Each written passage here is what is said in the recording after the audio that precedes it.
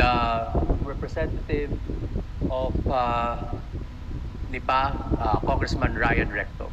The Honorable Ryan Recto is now recognized. Please proceed. Good afternoon, everyone. No questions to be asked on my end. Mr. Speaker, I would just like to make a manifestation to set the record straight regarding the issues raised by my fellow representative from Batangas on the alleged issues that were narrated. First, while this representation recognizes the importance of legislative oversight, I believe that it is equally important that information shared in this plenary is accurately based on facts, not assumptions, not insinuations, and certainly not on incomplete information. Hindi po dapat ginagamit ang plenaryong ito upang lahat na mga haka-haka o paratang na walang sapat na basehan. On the alleged ties between Congressman Edwin Gadiola and Executive Secretary Ralph Recto, their association is purely professional, as Congressman Gadiola is also a member of the House of Representatives and a fellow Batangueño. There are no personal interests involved, but only a shared commitment to fulfill their duties to their constituents. Walang katotohanan ang mga alegasyon ni Congressman De Viste na mayroon silang may mga maanomalyang transaksyon. Fake news po yan, Mr. Speaker. This representation is not privy to the motives of my colleague from the 1st District of Batangas, but let it be known, hindi po tayo basta-basta nagpapadala sa mga inimbentong issue dahil alam po natin kung ano ang katotohanan dito. In fact, I will not stand idly by and let these so-called facts be presented as truth. Let it be a reminder that Executive Secretary Ralph Recto has served as congressman and senator for decades, representing not only Batangas, but also the broader interests of the Filipino. And same goes for Governor Vilma Santos Recto. Mr. Speaker, and to all my colleagues here and to the general public, let us just focus on the facts and let us uphold the process. And most of all, let us keep our focus on our constituents and serve them with integrity. And on the subject of VAT, pagdebatehan po natin yan dito sa Kongreso. It is not the job of the executive, but our job as legislators, and we're always open for that. Thank you, Mr. Speaker. Mr. Speaker, may I respond? Majority Leader. Mr. Speaker, may I respond? Mr. Speaker, I'd like to recognize the Congressman for the 1st District of Batangas, Thank you. Congressman Leandro Please Leviste. respond. Unang-una po, ako po ay nagpapasalamat kay Congressman Recto na gusto niyang talakayin ito ng mas mahaba siguro sa Kongreso. Kaya sana magkasundo-sundo na lang tayo na magkaroon ng pagdinig sa Kongreso. Ipatawag natin ang iba nating mga kapwa Batanggenyo at sila ang pwedeng tumestigo tungkol sa mga kaugnayan ni na Secretary Recto at Congressman Garjola para hindi he said, she said at maglabas na ng mga resibo. Pangalawa, dagdagan ko din na hindi ko binanggit sa aking privilege speech kanina ang eleksyon sa Lipa alang-alang sa aking kasamahan. Pero para may konteksto tayo sa talakayan nito, sinabi sa akin ng ibang mga politiko sa Lipa na ang di umano'y ginastos ni Congressman Garjola at ng mga Recto sa Lipa sa 2025 elections ay umabot pa ng 1 billion pesos kasama na ang napakataas na presyo para sa bilihan ng mga boto. Hindi ko po alam ang totoong nangyari. Pinaparating ko lang ang sinabi sa akin at medyo mataas ang figure na natanggap ko. Baka naman 300, 400, 500 million pesos lang ang ginastos sa eleksyon ng Lipa.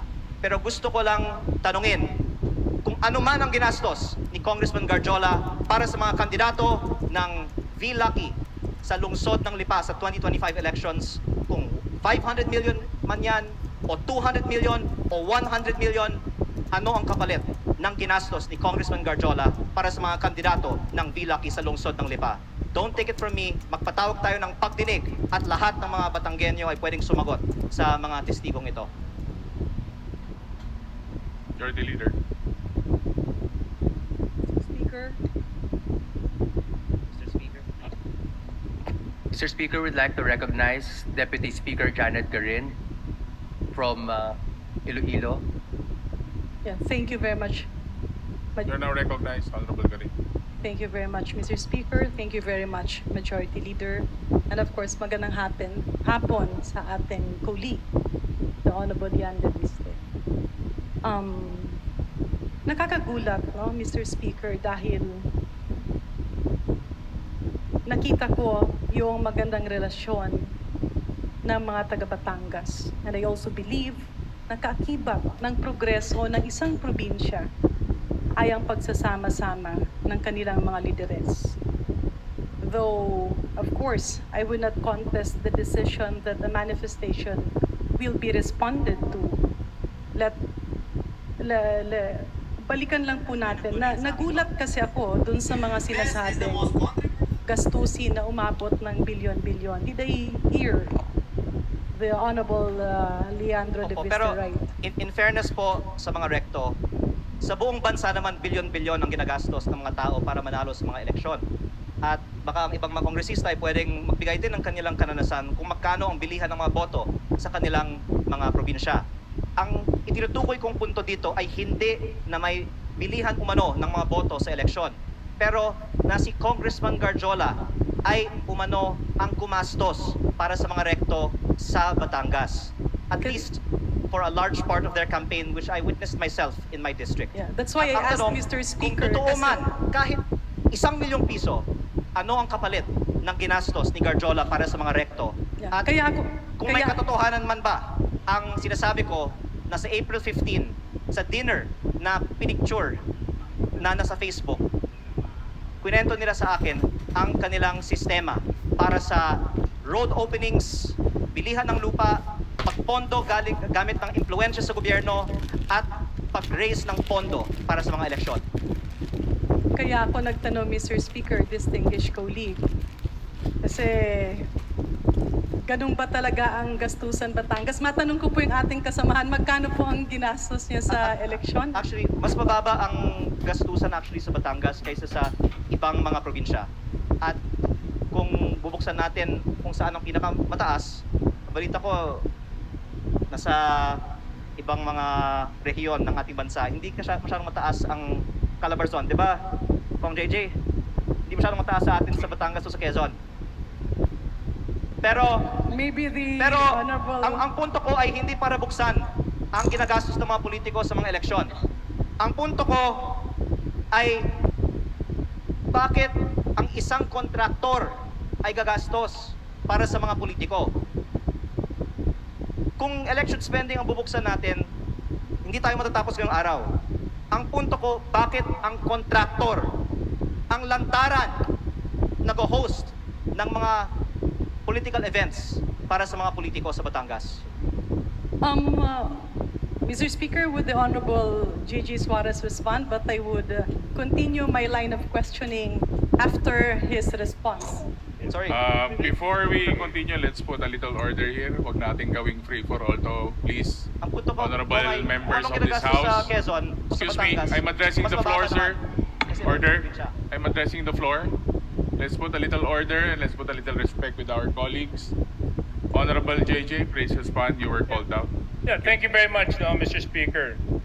I found it a little bit offensive that all of a sudden a dear colleague of mine would call out my name during his collective and personal privilege. But nevertheless, no, insofar as my name was called and he asked me, let me just respond with a few queries of clarificatory in nature. Am I allowed, Mr. Speaker? Please proceed. Kanina po na pinakikinggan ko ang pananalita ng ating kinatawan mula sa Batangas. Binanggit niya na may mga halagang ginamit sa kampanya. Totoo po ba ito? Opo, na ang mga leaders Meron sa po ba aking tayong distrito- Yes. ebidensya na magpapatunay? Meron po bang dokumento? Meron po ba tayong hawak na anumang sinumpang salaysay na magsasabi na ganito nga po talaga ang nangyari? Unang-una po, Or ang- tayo po ba ay bumabase lamang sa mga haka-haka at kwento at text at mga Facebook okay, messages? ilang sagot po. Unang-una, sa campaign sorties, nakikita natin na may gastos. At ang punto ko ay tila si Kong Garjola ay may ginastos para sa campaign sorties ng Vilma at Lucky sa Batangas. Pangalawa, ang leaders ko sa Batangas, ayon sa aking isinalaysay, ay nakatanggap ng pera galing kay Congressman Garjola at ito po ay para ikampanya ang Vilma at Lucky pero galing kay Congressman Garjola. At pangatlo, magpatawag na lang tayo ng pagdinig sa Kongreso para ang mga ibang mga politiko sa Batangas at hindi ako ang pwedeng tumistigo tungkol dito. Mr. Speaker, tayo po ay nahalal bago 2025. Taon po ngayon ay 2026. Kung talaga pong may mga ganong nangyari na maanomalya o questions of irregularities during the campaign, were the proper cases filed in COMELEC? Were ethics complaint filed in Congress? Why are we now standing here insinuating all sorts of illegal acts that happened in 2025 when so much time has passed? Unang-una Now I po, question, Mr. Speaker, the timing of all of this. Now I even find it a little bit offensive na pati ako babanggitin. But I'll tell you one thing, Congressman Leviste, maayos kami sa Quezon, wala kaming problema doon. ang sinasabi In fact, ko kami, mas nagkakasundo mababa at ang gastusin sa nagkakaisa. Quezon. Walang Well, kalaban ka naman sa nakarang eleksyon eh, di ba? Congressman Leviste, and for Mr. Speaker, I'm sorry, I'm supposed to be respecting Please, our rules. address the Mr. Speaker, unfortunately, I do not abide by comments of the good congressman from Batangas. I think it's totally uncalled for and baseless. And in fact, it's downright hearsay for him to make such allegations. And if indeed he has factual basis in anything and everything that he is saying, there were proper forums to do the same, to act on those allegations, to make the necessary complaints. Why now? Why here? Mr. Speaker. First of all, I would like to manifest that I appreciate the help that Deputy Speaker Suarez has extended to me in my first term as a advisor and mentor. And I did not mean any disrespect earlier by mentioning that. My point was that mas mababa ang gastusin sa Quezon at Batangas at sa Calabarzon kumpara sa ibang mga rehiyon. Pero ang punto ko ay hindi ang ginagastos sa election kung hindi ang pinanggagalingan ng gastos na ito. Lalo na kapag lantaran ang kontraktor ay nasa campaign sortie at ako nga ay may personal na karanasan na si Garjola ay gumagastos para sa kampanya ni Vilma at Lucky. Mr. But in Speaker, terms of your question on why now, I would like to say that my focus has been on transparency and accountability on corruption in the DPWH and the flood control investigations kasi hindi sapat na i-disqualify natin ang mga ang mga kandidato na may vote buying sa mga eleksyon. Dapat kasuhan para sa pagnanakaw ang mga politiko kapag sila ay nahalal na. Kaya yun ang inuna ko, yung pananagutan sa korupsyon sa DPWH. Pero kung pwede ko pong banggitin din, ako po ay hindi sinungaling. Ayokong bulahin ng taong bayan. Lahat tayo dito sa plenaryo ngayon ay may kaalaman na talamak ang vote buying at umaabot sa daan-daang milyon on average at minsan bilyon-bilyon ang mga kampanya ng mga kandidato sa Pilipinas. Kaya kung sino man dito ang magtatayo at nagsasabi na kasinungalingan ang sinasabi ko na umaabot sa daan-daang milyon, at the very least ang ginagastos ng ibang mga kandidato na nandito sa plenaryo ng Kongreso ngayon, hindi ako mahihiya na magsabi na sila ang sinungaling at ako ay nagsasabi ng totoo. Pero hindi ko balak buksan ng itong issue ngayon. Ang binubuksang issue ko ngayon ay bakit ang kontraktor ang lantarang gumagastos para sa kandidato, meron bang kapalit ang ginastos ng kontraktor na ito? Mr. Speaker, Deputy just- Speaker yeah. Suarez, please One- respond and we will wrap up because One the 10 question minutes lang. has already expired. Please take note, Majority Leader. My colleague from my neighboring province of Batangas was right when he said that mag-iba siguro yung probinsya namin. Gusto ko lang malaman dahil sinabi niya mas mataas ang gastusan. Paano po bang ginastos mo sa election mo? Actually, nasa Facebook po, namimigay ako ng libreng school supplies, ng libreng bigas pag may kalamidad, ng Christmas package, lahat po yan, personal po kong gastos pag walang eleksyon. Magkano po? Nasa Facebook po lahat ng ginastos ko at inanunsyo ko naman na ako po ay nag-donate sa aking foundation ng 6 billion pesos para sa mga estudyante at mga typhoon victims. Para Ako lang po ay- maintindihan ko, Mr. Speaker, kasi, di ba, sabi, Ako po ay hindi magkano ba sisinungaling. nagastos nyo? Dahil sinabi ko nga, sinagot ko na, ako ay may foundation na nag-donate ng ako ay may So yung foundation niyo yung gumastos sa kampanya ninyo na 6 na bilyon? Tama po ba yun? Hindi po. Ang sinasabi ko, ako ay may foundation na nagbibigay ng school supplies at bigas at So relief yung goods. foundation po niyon ay yun ang nagamit na Hindi yan ang paraan ginastos ko sa kampanya. Kasi patuloy akong namimigay pa ng tulong after the sa aking campaign. distrito. Opo. Pero kaya ako po binubuksan ito ngayon kasi wala akong itinatago. Naka-post sa Facebook yung mga ipinamimigay ko kasi yan ay hindi kapalit ng boto. At ayaw ko na magkukunwari tayo dito bago ko pa papangalanan ng ibang mga nakatayo sa Kongreso ngayon na balita ko ay may mataas na presyo ng bilihan sa kanilang mga eleksyon na itanggi natin dito na talamak ang vote buying at mataas na spending sa mga kampanya sa Pilipinas.